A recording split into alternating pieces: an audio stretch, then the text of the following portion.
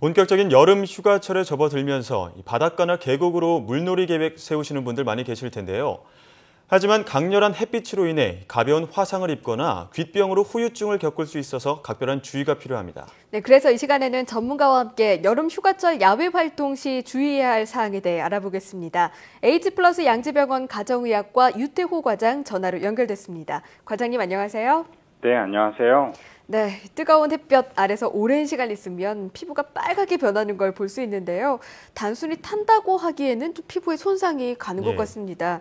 이렇게 강렬한 햇빛이 구체적으로 피부에는 어떤 영향을 미치나요? 네, 피부가 자외선에 노출되면 기미 주근깨 같은 색소 침착도 생길 수 있고요. 또 강한 햇빛에 오래 노출된 경우에는 화상까지 입을 수 있습니다. 예. 이런 피부 손상을 예방하기 위해서는 자외선 차단제를 반복적으로 여러 번 바르는 것이 아주 중요합니다. 예, 색소 침착이나 화상을 입을 수 있다는 말씀을 해주셨는데요. 네. 자외선에 지나치게 노출되면 피부 화상까지 입을 수 있으니까 특별히 더 주의를 해야 할 것 같은데요. 야외 활동 후에 선크림을 바른다라는 말씀을 해주셨지만 피부가 아프거나 또 그을린 부분이 진정되지 않으면 또 어떻게 대처해야 될까요? 네, 일단 야외 활동 전에 선크림을 바르는 게 아주 중요하고요. 이제 야외 활동 후에 자외선에 노출돼서 피부가 빨갛게 붓거나 아프다면 그때는 시원한 물로 냉찜질을 해줘야 됩니다. 예. 그리고 이제 화상 입은 부위가 가려워서 긁거나 때를 밀거나 이렇게 자극하는 분들이 많은데요. 그런 자극을 절대 피하고 반복적으로 시원한 찜질, 바디로션 등으로 피부를 보호해야 됩니다. 그리고 화상을 입은 부위에는 상처나 수포가 생길 수 있는데요. 예. 수포가 생겼다면 절대로 수포를 터뜨리지 말고 연고를 바르면서 경과 관찰하거나 또는 병원을 찾아서 드레싱 받는 것이 필요할 수도 있습니다. 네, 수포를 혼자서 터뜨리지 않도록 꼭 조심하셔야겠네요. 네, 또 휴가지에서 가장 앓기 쉬운 증상 하나가 특히 해외여행을 할 때 배앓이를 앓는 분들 많은데요. 이 물에 예민한 분들이나 휴가지에서 음식이 맞지 않는 경우 이런 증상을 겪습니다. 그런데 교수님, 이렇게 휴가를 다녀와서도 배가 아프거나 소화가 잘 안 되면 어떤 질병을 의심해 봐야 될까요? 네, 휴가지에 가서 여행지 물에 있는 균이라든지 아메바 같은 것 때문에 여행자 설사를 할 수도 있습니다. 하지만 휴가에서 돌아온 다음에 회복해야 되는데요. 네. 휴가에서 돌아온 다음에도 그런 배앓이가 계속되는 분들을 보면은 오히려 휴가 때 술이나 자극적인 음식 또는 불규칙한 생활 때문에 위염이나 장염이 생겨 있는 분들이 있고요. 또는 그때 감염된 세균이나 여러 가지 원충류 때문에 지속적으로 설사가 동반되는 경우도 있습니다. 그럴 때는 병원을 한번 찾아서 가벼운 검사하고 약물 치료를 하면은 해결할 수 있는 경우가 많습니다.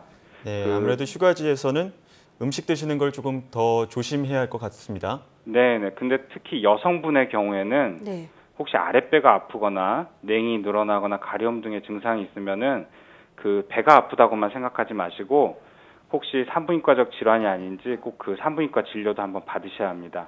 예, 여성분들은 더욱더 신경을 쓰셔야 될 것 같은데요.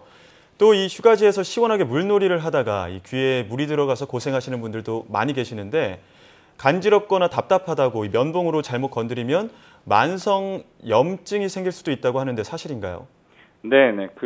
귀에 흔하게 생기는 만성 웨이도염이 생기는 이유가 주로 면봉이나 귀 이개로 귀 청소를 하면서 잘 생깁니다. 그래서 물이 들어갔을 때는 물만 잘 털어내고요. 적절하게 말려주시면 되는데 면봉으로 자꾸 파게 되면 상처가 생기고 그게 웨이도의 염증을 일으키고 또 더 가렵고 진물 나는 경우가 많습니다. 그리고 드물게는 중이까지 세균이 침투해서 중이염이 생기는 경우가 있는데 이 경우는 즉각적인 항생제 치료가 필요하기 때문에 이비인후과 진료를 한번 받는 것이 꼭 필요합니다. 네, 작은 상처가 큰 질병으로 발전할 수도 있겠네요. 네, 그렇다면 고막 등 몸에 상처가 있는 경우에는 물놀이나 야외 활동할 때 어떤 점을 주의해야겠습니까? 몸에 상처가 있을 때는 일단 외부 활동을 삼가하는 것이 좋고요. 외부 활동을 해야 한다면은 상처가 있는 부위를 적절한 드레싱으로 잘 보호해야 됩니다.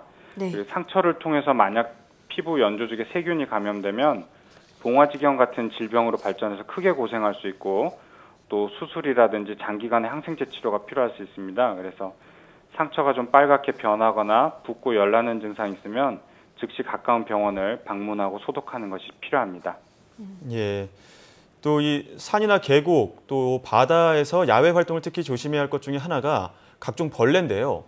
이 벌레에 물리지 않게 조심하는 방법과 또 물린 경우 효과적인 치료 방법도 함께 알려주시죠. 네, 그 벌레에 물리지 않도록 해주는 여러 가지 약재들이 개발돼 있는데요. 그것만 믿고 야외 활동을 하기에는 좀 무리가 있습니다. 네. 그래서 외부 활동을 할 때는 꼭 긴팔 상의와 긴 바지를 입고요. 양말이나 그 신발 같은 것도 외부 활동에 적합한 그런 용품으로 구비를 해야 됩니다. 그리고 모기장이나 모기약 등을 적극적으로 활용하는 것이 중요하고요.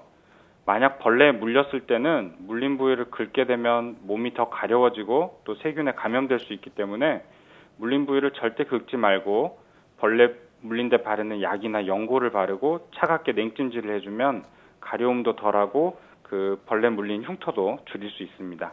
네. 벌레 물렸다고 막 긁기보다는 좀 약이나 그런 냉찜질을 활용하셔야겠네요. 네, 오는 8월에 이제 휴가를 계획하고 준비하는 분들 계실 텐데요. 만약 상황을 대비해서 챙겨하면 좋을 비상약이나 기타 물품 전해주시죠. 네. 국내 여행이나 깨끗한 그 위생적인 해외 여행지 이런 곳을 갈 때는 꼭 특별한 그 비상약이 필요하지는 않습니다. 하지만 기본적으로 상처에 바르는 소독약과 연고, 반창고 등을 준비하는 것은 필요하고요. 네. 소화불량이나 속쓰림 등의 증상이 발생할 때 먹을 수 있는 위장약, 그리고 두통이나 근육통이 있을 때 먹을 만한 타이레놀 정도의 진통제 등을 준비하면 충분할 것 같습니다. 만약 아프리카나 중동, 오지 탐험 등 해외여행을 준비하는 분들은 그 각 나라를 방문하기 전에 꼭 필요한 예방접종이 있습니다. 예. 그래서 여행 직전이 아니라 2, 3주 전부터 미리 확인하고 예방접종을 하고 또 말라리아 예방약 등을 미리 복용하고 준비하는 것이 필요할 수 있기 때문에 각 여행지에 따른 그 준비가 필요할 것으로 생각됩니다. 네. 여행 무엇보다 몸과 마음을 건강하게 하기 위해서 가는 거잖아요. 비상약 꼼꼼하게 챙기시길 바랍니다. 네, 지금까지 H+ 양지병원 가정의학과 유태호 과장과 함께 이야기 나눴습니다. 과장님, 오늘 말씀 고맙습니다. 네, 감사합니다.